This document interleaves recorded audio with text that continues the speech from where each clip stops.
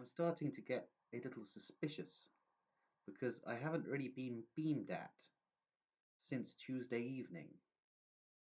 Now I'm wondering why exactly I'm not being beamed at. Perhaps the intelligence services are building me up for something and lulling me into a false sense of security. Indeed, I've also recently been theorizing that the psychotronic microwave weapon attacks are not solely the work of British intelligence operatives. Indeed, I believe that this technology may also be being used against me by Russian military intelligence, namely the GRU networks. Indeed,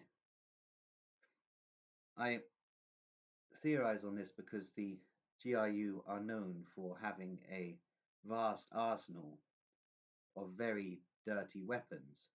I also believe they may be using some sort of programming device on me also, which is manipulating my thoughts. Indeed, I've defended the GRU as regards to the Skripal scenario and the Litvinenko scenario. However, I believe I am being used in a game of some sort between British intelligence and the Russian intelligence services.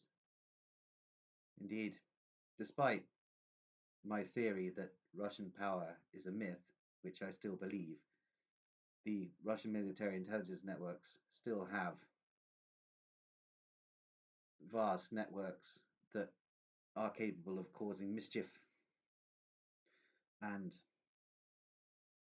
whatever their intentions are with me, I do not know. They most certainly seem to be up to something. Indeed, Christopher Story surmised that President Putin, despite his KGB and later FSB credentials, was primarily a GRU Russian military intelligence operative.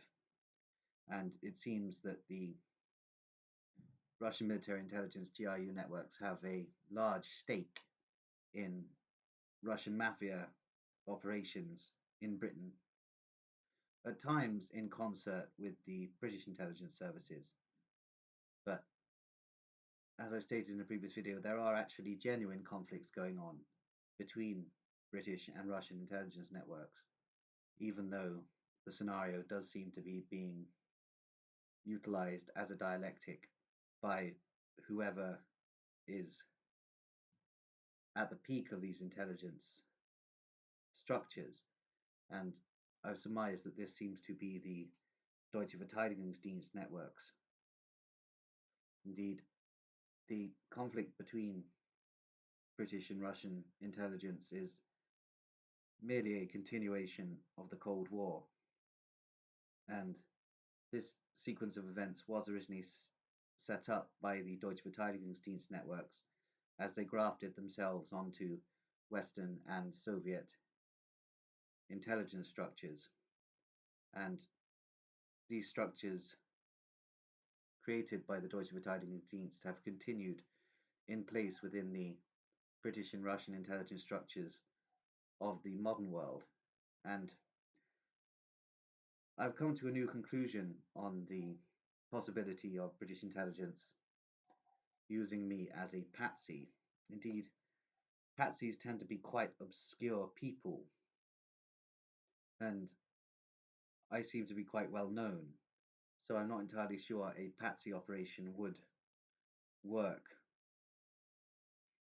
in regards to the British intelligence agenda, and I'm not entirely sure people would fall for it.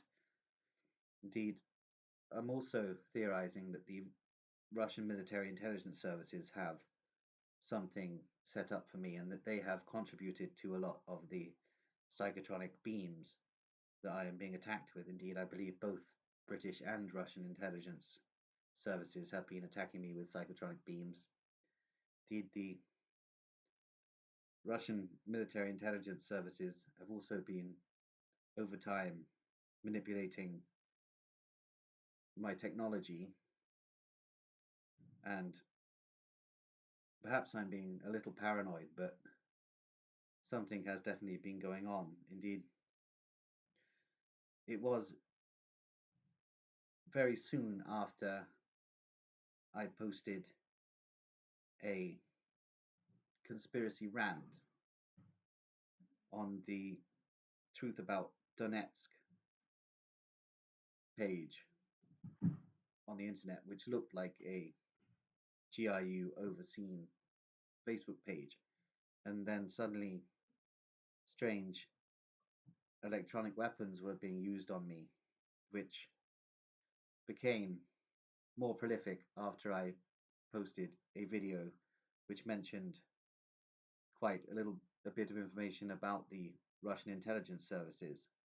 And with the Russian military intelligence networks having a vast arsenal of very dirty weapons, it seems possible that I am not only a test subject for the British intelligence services, but also a test subject for the Russian military intelligence services, which makes my situation rather interesting indeed.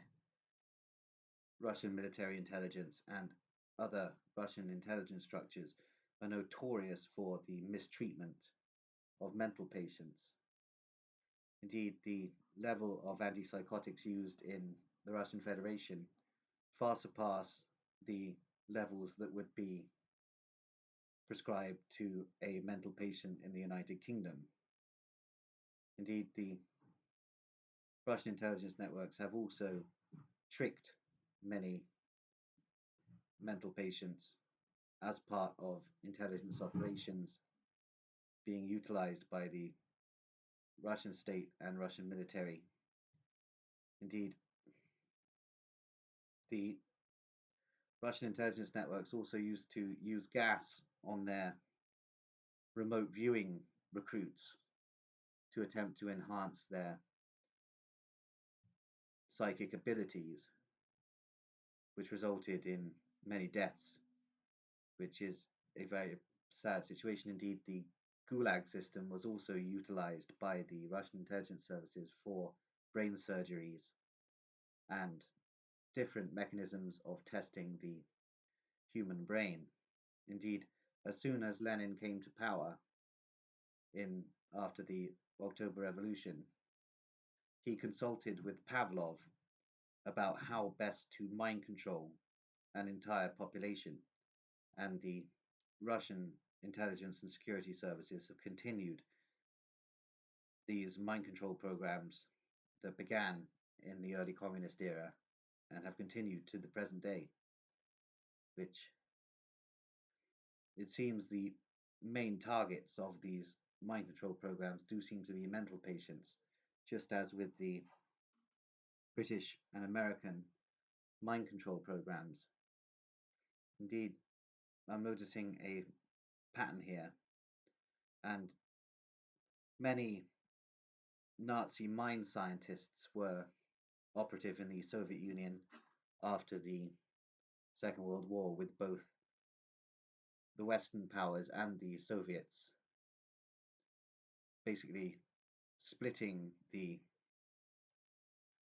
Nazi mind science network between themselves, and Nazi mind control operations continuing in both the West and the Soviet Union after the Second World War. Indeed, there is very little information on the mind control programs within the Soviet Union and later the Russian Federation. However, I believe these mind control programs to have been of a truly abhorrent level of cruelty, what with the Russian intelligence services' utter disdain for schizophrenics and mental patients generally, which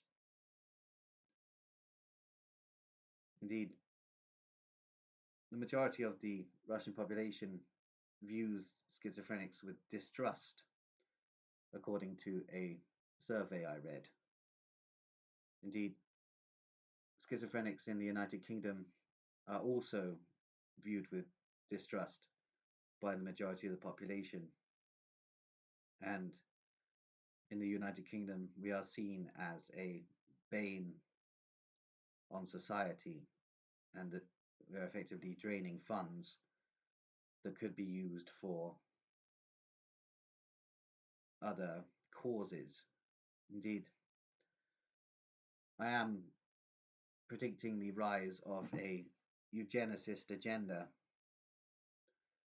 with the coming Deutsche Verteidigungsdienst coordinated technocracy, what with the Nazi philosophy being very hating of mental patients. Indeed, the Nazi networks believe that us mental patients are weak and that we basically don't deserve to exist in their ideal society. Indeed, I'm predicting sterilization and mass containment and eventually possible extermination of schizophrenics. Indeed, things may begin with some sort of psychosurgery whereby microchips are used on the minds of schizophrenics, indeed a certain category of microchip that will basically stop the mental patient from having thoughts that are deemed crazy and will basically create a vegetable out of the mental patient. It will effectively be a serious lobotomy contained within a microchip. However, due to the costs involved, the Nazified British intelligence networks may just resort to extermination of schizophrenics. Indeed, this could take place in the next 20 years or so. Indeed, things seem to be headed that way, with the mass media very against the paranoid schizophrenic population of the United Kingdom and effectively casting us all as murderers and violent and dangerous psychotics. Indeed, this is causing a public backlash against the mentally ill, and I've noticed over the years that people treat me absolutely terribly, and the reason they treat me terribly has to do with my crazy behavior. Indeed, they don't like the things I say, but I believe there is something inherently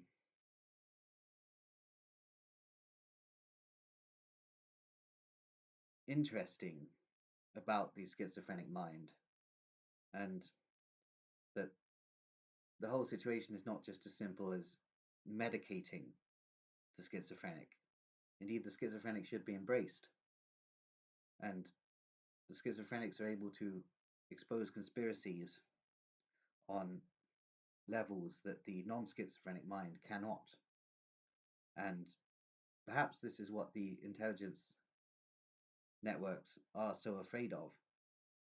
They are afraid of the way that the schizophrenic thinks and the way that the schizophrenic can see through the conspiracies weaved by these networks. Indeed, I'm going to leave it there now.